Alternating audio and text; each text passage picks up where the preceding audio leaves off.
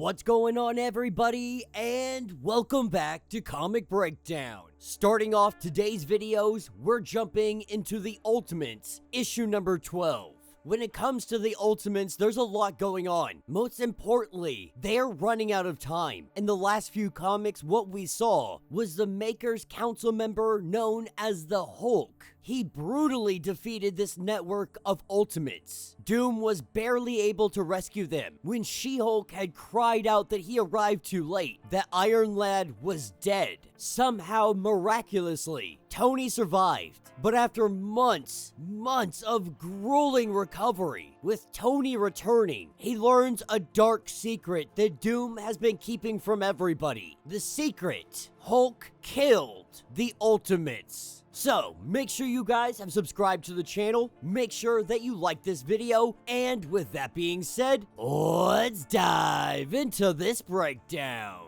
Alright gang, so as we pick up with this issue, we pick up with a traitor. Someone is here having a conversation with Director Fury. The Hand is the organization that is more or less the enforcer for the Maker. They have been trying to hunt down the Ultimates. Most recently, Tony Stark called a meeting. Most of them patched in remotely, but what we learned in this meeting would change everything. What happened is Hulk killed the Ultimates. We see all of our heroes crushed, decimated, absolutely obliterated. This is the same thing that they have been seeing in their nightmares. The question now: how did you get this footage? But this wasn't just a nightmare, and Tony says to Doom, tell them. You tell them or I will. Doom remaining silent. And so Tony, he spills it all. Since he fused himself with the Immortus engine, since it's fused into his nervous system, freezing himself forever in the decisecond before death,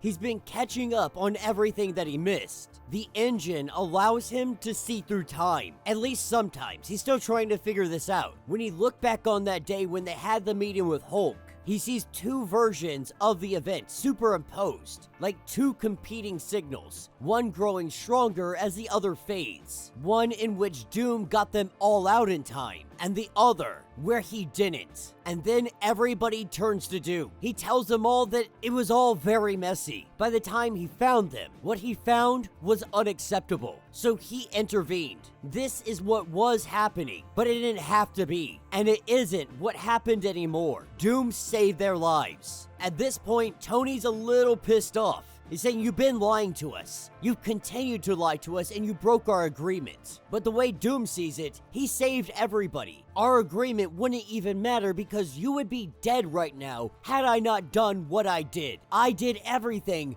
for this cause, for your cause. Though Tony will bring up the fact that Doom has been working on what he calls Project 4. He has been trying to break through the Maker's barrier, looking at them and telling them that your words will fix the world. That is the purpose of the Ultimates. That is what Doom is trying to do. Can any of you say the same thing? Tony wants to know, why did you take us out after the Hulk crushed me? Was this you trying to cover your tracks? Because at this point, Tony doesn't know what to think. It just seems a rather bit convenient. The only one who could understand what Doom was doing. Why else would Doom let that happen? Why else would he wait till that moment to take them out? Doom goes on to say that he tried. It wasn't just separate space and times. He had to save them without uncreating himself, or this version of himself. The further away from the deaths he was, the more difficult it became. With every passing second, the calculations became harder. He tried to get them out from the beginning. He tried to save them from all of that. But even with the time machine, he ran out of time. He miscalculated again.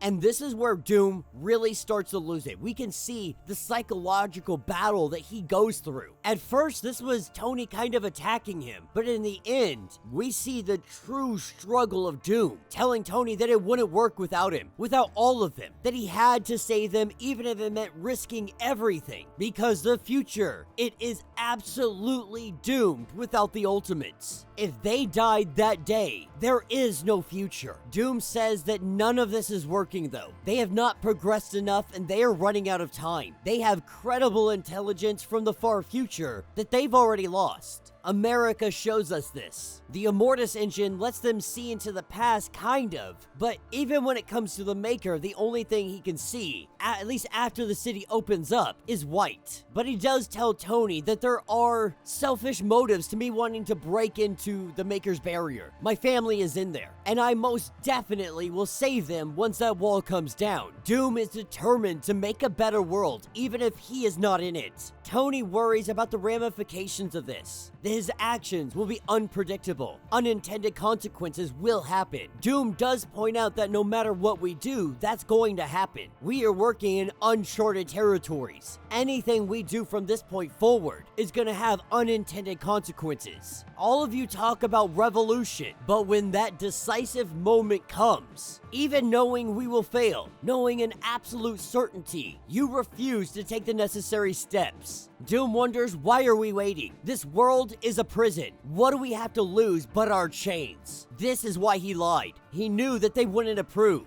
But he also knew that he was right. Radical action and imagination. That is what they need right now. And Doom was really expecting a little bit of an argument, a little bit of pushback. But Tony simply says, okay, and I believe you. Tony didn't call everyone here to put them on trial. He just wanted to get everything out in the open so that they can work on a solution together. Captain America, even he says that Doom is right. This isn't working. If they haven't cracked it by now, there's no guarantee in the next 6 months they're gonna figure this out either. He also points out that Tony's origin boxes, they appear to be a failed concept. Something that he at least stands by right now. But what they're doing now isn't working either. They don't need ominous visions of the future or potential past to see what is right in front of their faces. They are no match for what is already here, much less what is to come. When that city opens up, the Ultimates have been scattered, fractured, disoriented. Captain America has been thinking too much like a soldier. The truth is, America Chavez and Luke Cage, they have been far more effective than anything the Ultimates, Tony, any of them have done so far. They need active outreach. They need to expand their network rapidly. They need to give something to the people to fight for, something to die for if need be. They must also use the Immortus engine to its fullest potential. Right now, it is their greatest weapon, but it's not just gonna be Tony and Doom working on this. They are gonna get the opinions of everybody. Doom wants this specifically because of what he was told. He was told that one of them would be responsible for untold suffering and the death of trillions, and the other could save everything. Though it didn't specify who, Doom assumed that he was talking about him and Tony. This is how they fix the world.